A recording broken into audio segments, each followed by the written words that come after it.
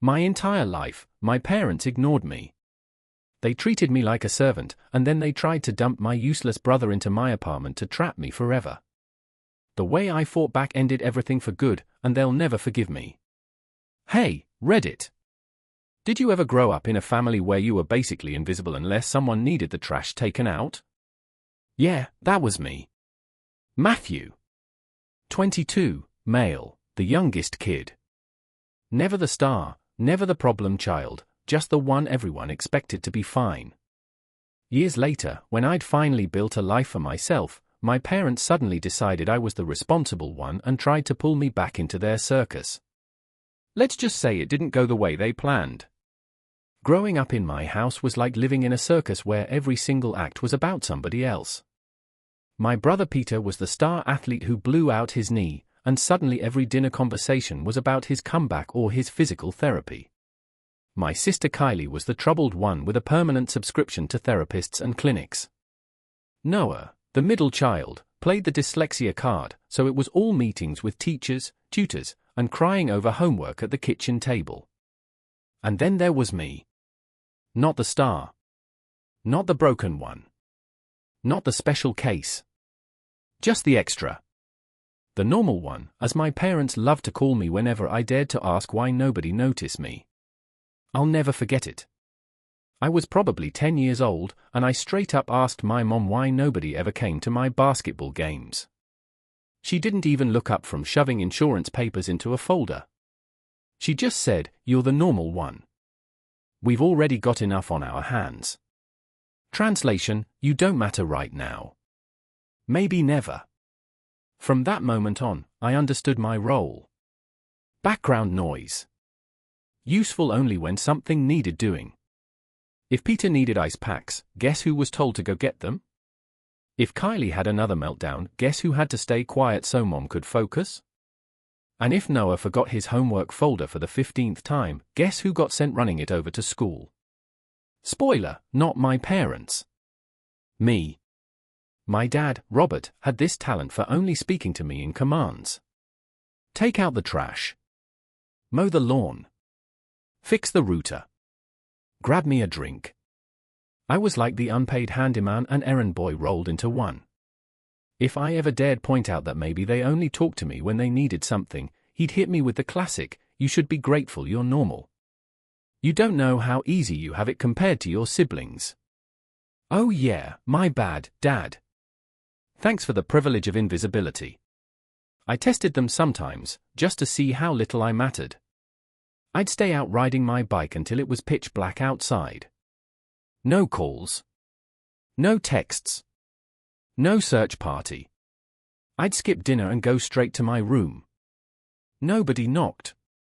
Nobody asked if I was hungry. One time, just for fun, I stayed at my friend's house the entire weekend without telling anyone. My mom's only comment when I walked in Sunday night was, "Don't track mud on the carpet." That was it. It's not that they were evil. They were just so wrapped up in everyone else's problems that I became the convenient, easy kid, the one they didn't have to worry about. But when you're treated like a piece of furniture long enough, you start to believe it. I remember one Saturday perfectly. Peter's knee was acting up again, so Dad had him stretched out on the recliner like some war hero, wrapping bandages while Kylie screamed upstairs about how nobody understood her. Noah was at the kitchen table, sniffling over a worksheet. And me? I was in the corner, Xbox controller in my hands, trying to beat Halo 3 on Legendary. Nobody even looked my way until Dad yelled, "Trash is full. Take it out." That was my existence. A walking trash disposal unit. Don't get me wrong, I wasn't weak about it. If anything, it made me sharper. I learned quickly that if I wanted anything, money, attention, respect, I'd have to get it myself. If I wasn't going to be the golden child, I'd at least be the one who saw through all the BS. The crazy part is, sometimes I almost preferred it that way. Being ignored meant I had freedom. Nobody checked my grades, so I could do my homework in 15 minutes and spend the rest of the night gaming.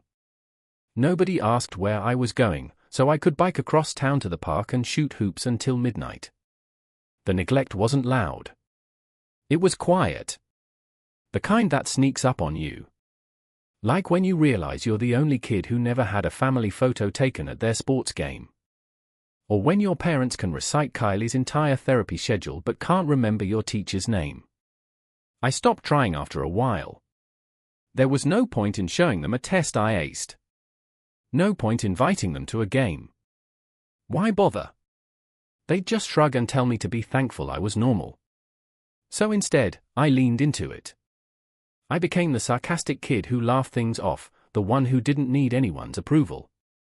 Looking back now, I see it clearly. I was never the priority. Not once.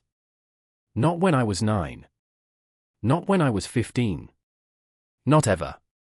My family's energy was a pie, and by the time they cut slices for everyone else's problems, there wasn't even a crumb left for me. But here's the thing. You can ignore me all you want, but you don't get to come back years later and suddenly act like I'm the dependable one. Before that showdown, though, I had my crew, Ryan and Chris. Without them, I probably would have turned into some bitter kid hiding behind video games 24/7. With them, I was still sarcastic, still overlooked, but at least I wasn't alone. We met in middle school, all three of us drifting toward each other like magnets. Ryan was the kid with divorced parents who used him as a middleman for their screaming matches. Chris was the kid whose dad bailed early and whose mom worked herself into the ground just to keep their fridge half stocked. Me? I was the normal one at home. Translation, the invisible one. Together, we decided that if our families weren't going to notice us, we'd notice each other. We even gave ourselves a name, the Ghosts. It started as a dumb joke, but it stuck. We were all ghosts in our own houses. There, but not really seen. The Ghosts didn't need family dinners or parent lectures. We had Ryan's basement, Chris's basketball court, and whatever junk food we could scavenge from gas stations. Our hangouts ranged from gaming marathons to late-night basketball matches under half-busted streetlights. But our favorite spot, hands down, was the abandoned warehouse near the train tracks. Broken windows, graffiti everywhere, floorboards that creaked like they'd collapse any second. Basically, the perfect clubhouse for three kids nobody cared to check on. We'd climb up onto the rafters with flashlights, sit on old crates, and vent. Ryan would complain about his mom forgetting to pick him up again. Chris would joke about burning frozen pizzas at 2 a.m. I'd sit there and tell them how my parents only remembered I existed when the trash was full. We laughed. We roasted each other. And for a couple of hours, it felt like life didn't suck. Of course, we pushed our luck one night. We'd brought a couple of sodas and chips, messing around with Ryan's crappy Bluetooth speaker, blasting old Linkin Park like we were headlining a concert. We didn't notice the flashing lights outside until Chris peeked through a broken window and said, "Up guys, we got company." Sure enough, 2 cops walked in through the side door with flashlights. "You boys think this is a playground," one of them barked. We froze like raccoons in headlights. Next thing we knew, we were lined up outside the warehouse, hands in our pockets, pretending we weren't terrified. They weren't cruel about it, just annoyed. Trespassing. Unsafe property. You could have gotten yourselves killed. Then came the words that made my stomach drop, "We're calling your parents." Ryan groaned. "I'd rather do community service than deal with my mom." Chris whispered, "Bet my mom's too busy working to care." Me? I didn't even know what to expect. My parents hadn't noticed when I was gone entire weekends. Why would they suddenly show up now? But they did. An hour later, headlights cut across the gravel and my dad's car rolled up. My mom was in the passenger seat, arms crossed like she was preparing for war. Ryan's mom showed up muttering about lawyers. Chris's mom looked half asleep in her diner uniform. But mine? Oh, they were something else. The cop explained the situation. We caught them inside. Dangerous place. They're lucky we came by. Most parents would have been angry but worried. Mine? My dad didn't even thank the officer. He just looked at me with that disappointed squint and said, "What the hell is wrong with you?" Trying to grab attention now? My mom chimed in without missing a beat. You're pathetic. Do whatever you want, but don't drag us into it. We already have enough on our hands. The cop gave them this look like, what the hell did I just witness? I wanted to laugh. I mean, who says that? Most kids get grounded. I got told I was pathetic and ignored on the spot. Even Ryan's mom, who had just chewed him out in the car, shot my parents a side eye like, yikes. They didn't ask if I was okay. Didn't ask why I was there or if I'd fallen through the floorboards. They just scolded me for wasting their time, then told me to get in the car. Not because they cared, but because I was an inconvenience to them. The drive home was silent. Dad's jaw was tight. Mom scrolled on her phone. I sat in the back seat, staring out the window, thinking about what they'd said. Pathetic. Attention-seeking. For a second, I actually wondered if I would have preferred being screamed at or grounded like Ryan and Chris were. At least that would have meant they gave a damn. Back at school, the ghosts turned it into a running joke. Hey, attention seeker, Ryan would say, tossing me a basketball. Chris would laugh. Careful. Don't bring us into it, bro. We already got enough on our hands. We laughed, yeah, but it stuck with me. Even when I messed up, I wasn't worth their energy.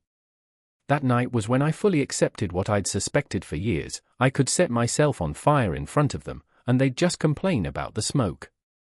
So yeah, the ghosts weren't just my friends. They were the only people who actually noticed when I existed. And every time I thought about my parents' faces outside that warehouse, sneering like I'd just ruined their evening, I felt this determination building. One day, I wasn't just going to leave that house. I was going to make sure they realized exactly what they'd thrown away. That became my quiet mission through high school. I didn't say it out loud, but every time my dad barked an order or my mom brushed me off, the thought sat in the back of my mind like a switchblade, you're going to regret this. To pull that off, I knew I needed money. Freedom isn't free, especially when your parents treat every dollar like it belongs to the real kids in the family. So I picked up my first job sophomore year, sweeping floors at the local garage. Mr. Ramirez, the owner, was this grumpy old guy who chain-smoked outside the bay doors. But he respected hard work. If I showed up on time, didn't complain, and kept busy, he'd slip me extra hours. I wasn't just sweeping for long, either. I started shadowing the mechanics, learning how to do oil changes, rotate tires, swap out brake pads. It beat the hell out of sitting at home waiting to be told to mow the lawn. Plus, I loved it. Cars made sense, unlike my family. The first paycheck I brought home, I made the rookie mistake of leaving the stub on my dresser. Noah found it, because of course he did. The next day, my $50 cash was gone. I confronted him, and he had the nerve to laugh. Relax, you'll make more. When I told my parents, Dad didn't even blink. He probably needed it more than you. Be grateful you're not struggling like your siblings. Yeah, thanks, Dad. Great parenting strategy. Reward the thief. Punish the responsible one. I got smarter after that. Cashed checks, kept the money in a tin under a loose floorboard in my room. That stash was my ticket out, and nobody was touching it again. Meanwhile, my car obsession paid off.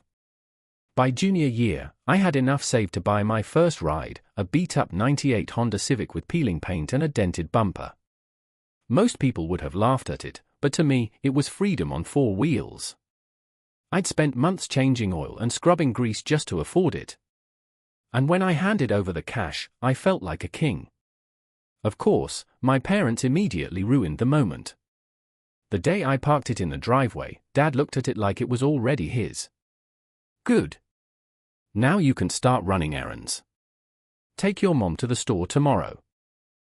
No, I said. It's my car. I bought it. Don't get smart, he snapped. You live under my roof. You do as you're told. That was the closest I'd ever come to flat out telling him to shove it. Instead, I just smirked and drove to Ryan's house, blasting music the whole way. My Civic wasn't much, but when I was behind that wheel, I didn't feel like the forgotten Mitchell kid. I felt like someone who was finally building his own life. Not that my parents noticed. They never once asked where I worked, how much I was making, or what I planned to do with the money. But someone did notice, Grandpa Patrick. Grandpa wasn't like the rest of them. He had this sharp way of looking at people, like he could see straight through the excuses. He lived a few streets over. Quiet guy, retired carpenter. I started stopping by after shift sometimes, still smelling like oil and brake fluid. He'd hand me a soda, sit me down at his cluttered workbench, and just talk. Not about my siblings, not about family drama, about me. One night, I told him about Noah stealing my paycheck. He just shook his head and muttered, "Your parents are blind, kid. You're the only one in that house with his head screwed on straight." Yeah, well, being invisible helps, I joked. But he didn't laugh. He leaned forward and said, "Don't let them use that against you. Being the one they ignore means you can build without them noticing. One day, you're going to walk out of there, and they won't even see it coming." That hit me hard. It was the first time any adult in my family ever suggested I was capable of more than mowing lawns. So I doubled down. I worked extra shifts, picked up side jobs fixing bikes for neighborhood kids, anything that added to the stash under my floorboard. Ryan and Chris started talking about college plans, military options, escape routes. I knew I wanted college. Not because I loved school, but because I wanted out. Out of Oakwood, out of being background noise, out of being the normal one who didn't need help. But my family couldn't stand the idea of me doing anything for myself. Noah once borrowed my Civic without asking. Came back with a new scratch on the bumper, and my parents told me to stop overreacting. Kylie accused me of acting superior because I had a job, like working at a garage was some elite status symbol. And Peter made it his mission to snoop around my room, convinced I was hiding money, which, to be fair, I was. Every time they tried to drag me back down, Grandpa's words came back, *, don't let them use that against you. *. By senior year, I was done caring what they thought. My grades were solid. My job was steady. My Civic was still running, barely. And I had enough stash to at least start thinking about the future. I didn't tell my parents about college applications. Why would I? They'd either try to sabotage it or pretend it wasn't happening. Instead, I kept grinding. Every dollar I earned felt like one step closer to the door. Every sarcastic comment from my dad just fueled the fire. Every chore they dumped on me reminded me I wasn't staying in that house forever. Because one day soon, I wasn't just going to leave. I was going to slam that door so hard they'd finally have to notice what they'd lost. And senior year, that's when I made it happen. By then, I'd already been working at the garage long enough to have a decent stash. Between that and Grandpa Patrick's quiet support, college wasn't just a dream anymore. It was a plan. I didn't tell my parents about applications. They didn't deserve to know. Ryan and Chris knew, of course, because the ghosts had a pact. We weren't just escaping Oakwood. We were doing it together. Ryan wanted CSU for engineering. Chris didn't care as long as it was far away, but he ended up applying to CSU too and got in. Me? English Lit. Not because I loved writing essays, but because I liked tearing apart books and calling it homework.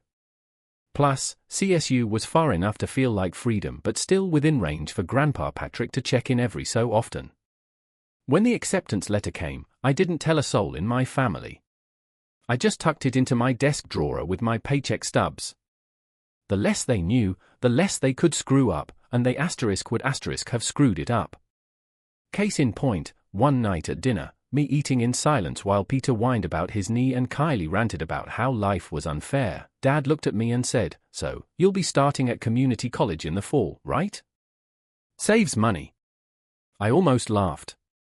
Instead, I just shrugged. Yeah, something like that. That was the beauty of being invisible. They didn't notice details. They assumed I'd take the easy route, stay close, keep being their errand boy forever. Joke was on them. When move-out day came, I didn't stage some dramatic announcement. I'd been slowly shifting my stuff into the Civic for weeks. A couple of boxes at a time, nothing obvious. By the morning I was leaving, I just had a duffel bag and one last box to go. Of course, that's when my parents finally noticed. Mom spotted me hauling the box out and frowned. "What's all that?" "Spring cleaning," I said deadpan. She nodded like it made sense and went back to scrolling on her phone. Classic. But when I carried the duffel bag through the kitchen, Dad looked up. "Hold up. Where do you think you're going with all that?" "College," I said casually, dropping the bag by the door. The look on their faces was priceless. Like I'd just announced I was joining the CIA. "College?" Mom repeated, like the word was foreign. "Yeah, CSU. I got in months ago. Leaving today." I said it like I was telling them the weather forecast. For once, they were speechless. Then the entitlement kicked in. Dad narrowed his eyes. "So, you just decided this without telling us? Without asking for our help? Pretty sure you guys didn't want to be bothered with me, remember?" I shot back. "I'm the normal one, right? The one who doesn't need attention." That stung. I could tell by the way Mom's lips pressed together, but she recovered quick. "If you're leaving, that's fine, but leave the car keys." I stared at her, then at Dad, waiting for the punchline. They were serious. "You want my Civic?" I asked. Dad crossed his arms. "You bought it while living under this roof. That makes it a family asset." I couldn't help it. I laughed loud. "A family asset? You mean the car I paid for with my job? The one you never lifted a finger to help with? You want me to leave it here so Peter can crash it or Noah can pawn the stereo?" Dad's face went red. "Don't be disrespectful." "I'm not being disrespectful. I'm being realistic," I said, tossing the keys in the air and catching them. "This Civic is mine. I earned it. You didn't even notice when I bought it. Now you want to claim it? That's pathetic." Ryan and Chris pulled up in their cars right then, honking like idiots. Perfect timing. I grabbed my bag, slung it over my shoulder, and looked at my parents one last time. "Look, you guys made it clear I was just the normal one who didn't need anything. Fine, but you don't get to claim what I built for myself. You had years to pay attention, and you didn't. So don't suddenly act like you're invested now." I opened the door, and before I stepped out, I added, "Oh, and don't wait up.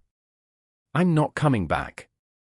Their jaws dropped, but I didn't give them the satisfaction of arguing. I walked out, got in my Civic, and revved the engine just loud enough to make Dad flinch. Ryan leaned out his car window and yelled, "Ghosts on the move," and Chris started blasting music from his Toyota. For the first time ever, I wasn't background noise. I was the one in control. 2 days before Christmas, my phone lit up with a call from Mom. She hadn't called in months, but suddenly here she was, like I'd been waiting on her schedule. I was in our apartment kitchen with Ryan and Chris, trying to make sure the oven didn't blow a fuse while we prepped our broke college holiday dinner.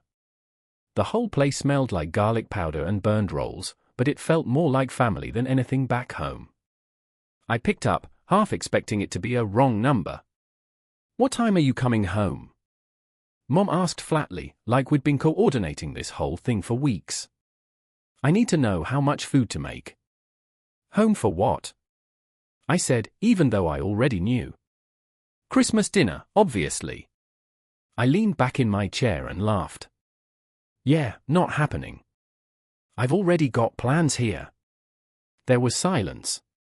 Then her voice came back sharp, that tone she always used when things weren't going her way. "So, you're choosing your friends over your family?" "Yeah," I said, "because my friends are actually my family." Another pause. I could hear Dad barking in the background about some missing remote or whatever else was his crisis of the day. Then Mom came back with a guilt trip classic, "I guess we'll just make do without you again." "Sounds like every other year," I said and hung up. Ryan glanced over from the counter, grinning. "So, Hallmark reunion cancelled?" "Yeah," I said. "Turns out I'm the Grinch." Chris threw a carrot across the room at me. "Perfect. More pie for us." We'd been planning our own dinner for weeks. Not a big feast. One chicken that barely fit in the oven. Mashed potatoes. A cheap pie Chris had insisted on baking himself. We even dragged in a tiny fake tree we'd rescued from a dumpster and decorated with paper stars. It was pathetic in the best way because it was *ours star. I thought that would be the end of it. But later that night, my phone buzzed again. "Dad, this time." He demanded as soon as I picked up, "Your mother's upset. You will be home for Christmas." End of discussion. "Not happening," I said, stirring a pot of instant gravy. "We're doing our own thing." "Then I'm cutting off your college money." I actually laughed so loud Ryan nearly dropped the pan he was holding. "What money? You didn't pay for any of this." "Scholarships, work, Grandpa Patrick, that's how I'm here." "Not you." There was this silence on the other end like he hadn't expected me to throw that card. Then his voice rose sharp enough to make Chris mouth "Here we go" from across the table. "Watch your mouth. After everything we've sacrificed for you," I cut in. "Name one thing." "Just one." He hesitated, then went for the fallback move. "You're being selfish. Your mother's hurt. Your siblings are hurt." I couldn't stop myself. "Hurt?" They didn't even notice I was gone half the time when I lived there. "Suddenly, I matter because you want a family photo on Christmas?" "Pass." He sputtered something about gratitude and hung up. And just like that, the text started rolling in. Peter's message was basically a novel about family unity. Kylie sent a passive-aggressive, "Guess you don't care about us." Noah chimed in with, "Mom's crying, man. You're acting like you're better than us." None of it landed. I just stared at the screen and thought, now you notice me, years of being invisible, and suddenly I was the selfish one for not showing up on their timeline. I didn't answer any of them. Instead, I called Grandpa Patrick. He picked up on the second ring with his usual gravelly, "Yeah. They're losing it," I told him. Apparently, I'm ruining Christmas by not driving 3 hours for the privilege of being ignored at the dinner table. He chuckled, not surprised at all. "Figures. They only remember you when it's convenient. Don't let them rewrite history." Dad threatened to cut off my college money. "Huh?" Grandpa snorted. "He didn't pay for a damn thing, and he knows it. You got here on your own, and don't you forget that." I felt the tension drain out of me a little. "You're the only one who actually gets it." "That's because I watched it," he said. "I saw them dump everything on your shoulders while pretending you were fine. You don't owe them Christmas. You don't owe them anything." When I hung up, Ryan tossed me a soda and said, "So, you bringing the turkey carving skills to our table or what?" Chris added, "Yeah, screw their dinner. We're about to have the best broke man feast in Colorado." And they were right. That night, we set the little table in our cramped apartment, lit a candle we found under the sink, and dug in. Half the food was burnt, the pie collapsed in the middle, and the smoke alarm went off twice. But I laughed harder than I had in years. Because while my real family was blowing up my phone with guilt trips, I was sitting with the people who actually gave a damn. And that was the first Christmas that felt like mine. No fake smiles, no guilt trips around the dinner table. No parents acting like I was some backup character in their drama. Just me, Ryan, and Chris laughing until our sides hurt while a pie caved in the oven. For once, I didn't care what my family thought. I should have known that peace wouldn't last. A week into January, my phone buzzed with Noah's name. He almost never called me unless he needed something, so I was tempted to ignore it, but curiosity won and I answered. "Look, Man, he said immediately, voice low like he didn't want someone to overhear. Don't freak out, but Mom and Dad have been talking. They think you should take Peter. I nearly dropped my pen. Take Peter, like he's a stray dog. I'm serious, Noah said. They think you're the only one stable enough. You're at college. You're working. You've got your own place. Hold up, I cut him off. He's 23 years old. I'm 21. How in the hell am I supposed to be responsible for him? They just think, no, I snapped. Stop. Tell them no. I'm not doing it. Peter's their problem, not mine. Noah sighed. I figured you'd say that. Just be ready, okay? He hung up before I could say more. I shoved the phone in my pocket, pacing our tiny apartment. Ryan looked up from the couch. What's with the murder face? They're planning something, I said. My parents. Noah says they want me to take Peter like he's a package getting rerouted to my address. Chris snorted. What? You running a halfway house now? Apparently, I muttered. Not happening.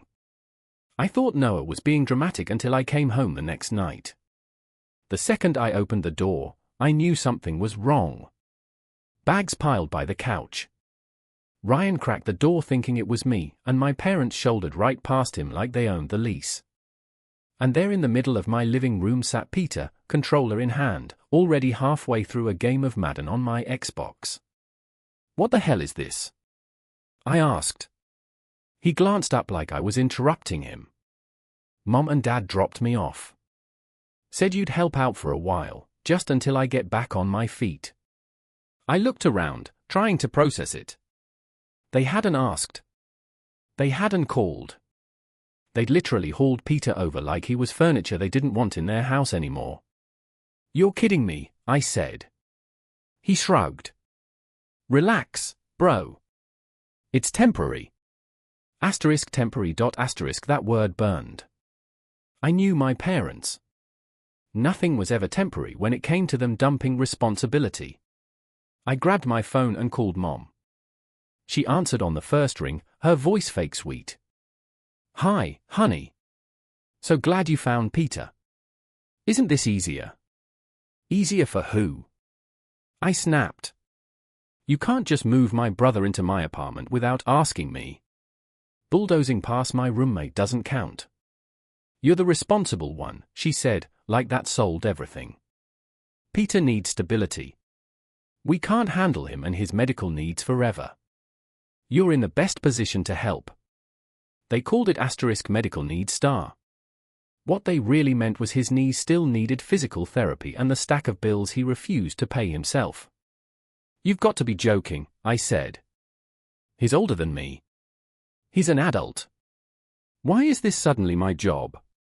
Because we trust you, Dad cut in from the background. His voice was sharp, entitled, like he was laying down some royal decree. You've had it easy compared to your siblings.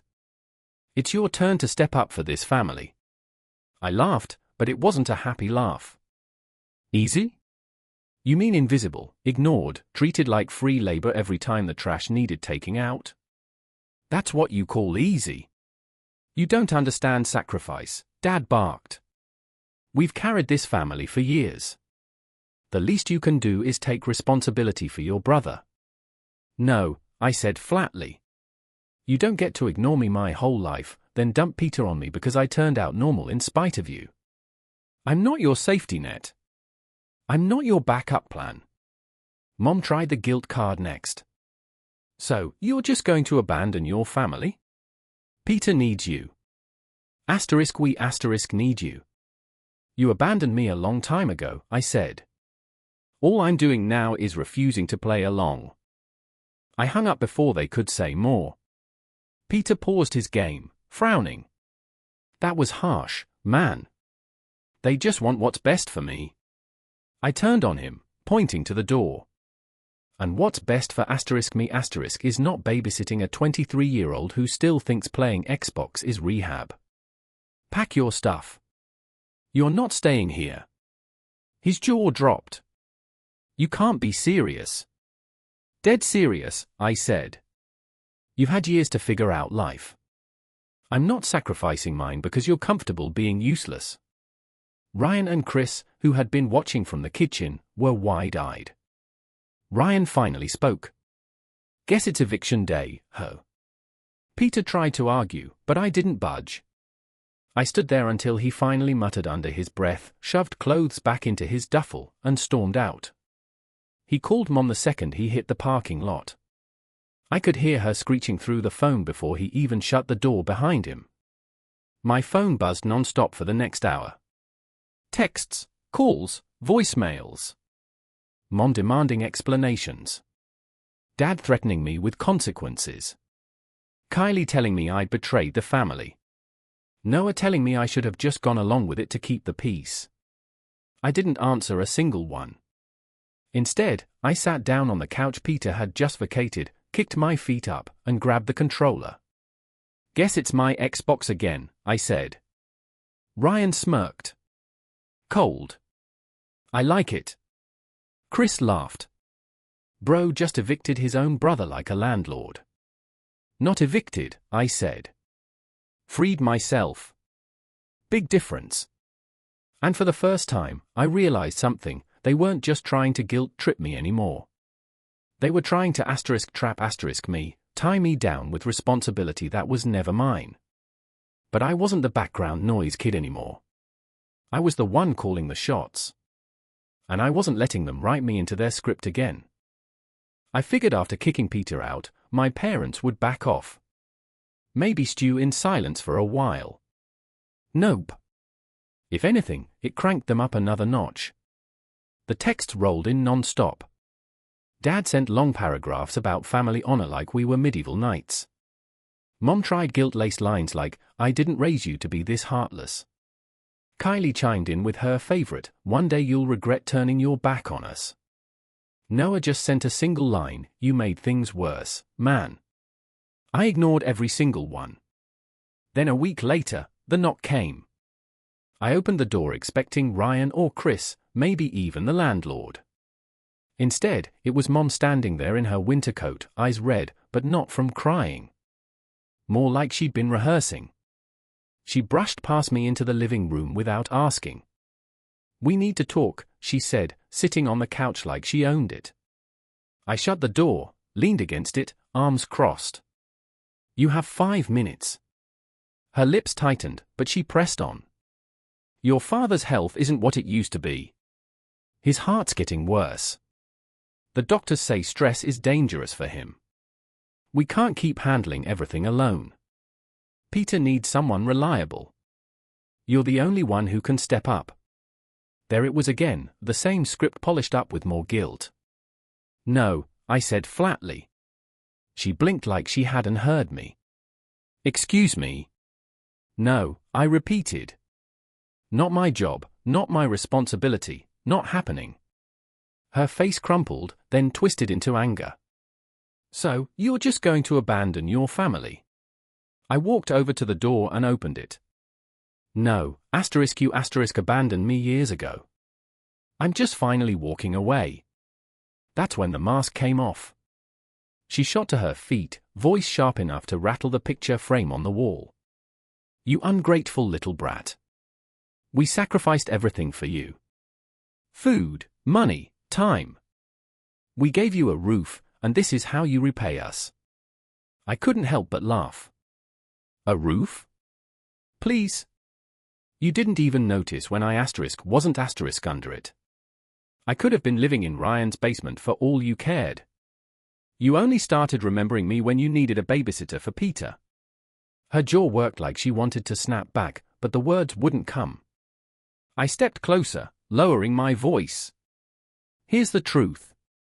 You don't want me star. You want what I can do for you. Big difference. And I'm done. She tried one last shot. Tears welled up, her voice wobbling. We are desperate, Matthew. It's Matt I cut her off, correcting the name she always used when she wanted to make me feel small. And desperation doesn't erase years of being treated like garbage furniture in your house. You don't get to use me now because you ran out of other options. Silence, the kind that stretches so long it gets uncomfortable. Finally, she grabbed her purse, muttering, "You'll regret this." I held the door open. "Maybe, but at least it'll be my choice, not yours." She stormed out. I shut the door and locked it. For the first time in my life, I wasn't just surviving their neglect. I was choosing myself. That night, I blocked every one of their numbers. Dad, Mom, Kylie, Noah, even Peter. Deleted them from social media. For once, the buzzing phone went silent, and it felt like freedom. Ryan and Chris came over later, bringing pizza. Ryan tossed a slice onto my plate and said, "So, what did she want to move Noah in this time?" "Pretty much," I said, smirking. She tried the guilt routine, then the angry routine, then the crying routine. Didn't work. Chris raised his soda can. To Matt, vanquisher of freeloaders, slayer of guilt trips. I clinked my can against his. Damn right. The truth was, walking away wasn't easy. A small part of me still wanted parents who gave a damn, but I couldn't live chained to that fantasy. They had years to prove they cared, and they blew it. I wasn't the background noise kid anymore. I was the one in control. And this time, there was no going back. YouTube just dropped this new hype feature. If you're hooked on this story, smash that hype button. It tells YouTube, this video deserves to blow up.